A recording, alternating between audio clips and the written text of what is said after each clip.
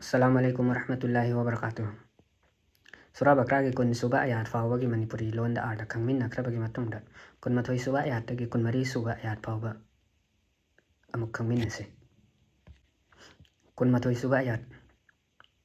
O miyoiba datlo nakoi gi rappu nakoi gi amasung nakoi gi mangda leramba singdubu sembi ki ba mapu dubu nakoi na oijanaba chumna chachaba. Haibadi Allah na aikoi amasung aikoi gi mangda leramba miyoi singbu achumba lambi da chatnaba ki damakta sembi ki ba adugumna aikoi bizu sembi rai aduga makoi na chumna chachaba lambi aduda aikoi bizu chatnaba yathang piri. Kunithoi suba ayat. Sembi ki bani mana nakoi gi damak prithibibu sandok laba famung amasung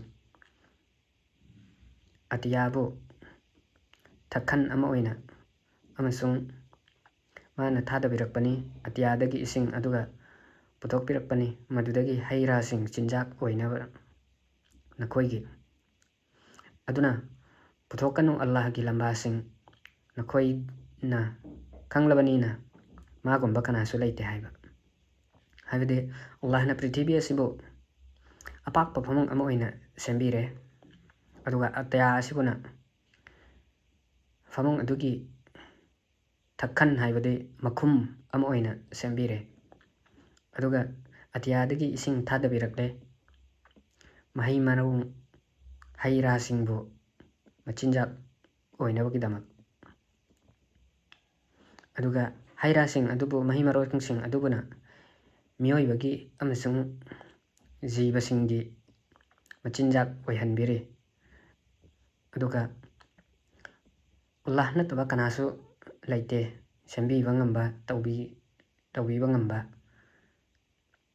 aikoi gi apamba thunghan bi bangamba Allah nataba kanasu laite khanglabani na mahakamana ba lamba sing puthokanu haina takpiri. Kulhomdoi suba ayat. Aduga nakoi na singnarabadi aikoi gi inaida Muhammad ta thada khibadu adu oirabadi puthorau surah ama maduga manaba amasung madugi damak kauro nakoi gi sakhi sing tengbang basing Allah natana nakoi na achumba ngang basing oirabadi. Haibadi Allah na Huzur sallallahu alaihi wasallam gi jariya dagi thada birakhiba sing adubu thajadaba oirabadi atopa surah haibadi para ama chapter ama puthorau sakhi oinabagi damakta haibadi Allah na haiba inkidraba singdu aduna achumba ngangi haibadugi proof oinabagi damak. Kunmari suba ayat. Aduga nakoi na madu tauba ngamdraba nakoi na kaidaunungdasu madu tauba ngamloi adu oirabadi kiyu maidu madugi singdi miyoiba amasung nungsingna oigadawriba thorang tawduna thamgraba thajaba singgi damak.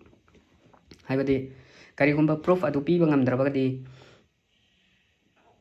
sukngam ngamlaroi kaidaunungda makoina hinglingai matamda sukngam ngamlaroi haibani.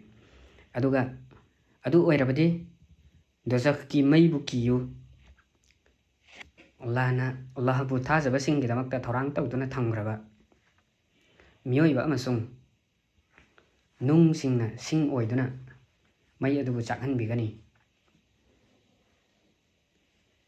miyoiba amasung nung singna sing oiduna mai chakhanbigani haribasi Allah bu thajadaba miyoi sing adubune.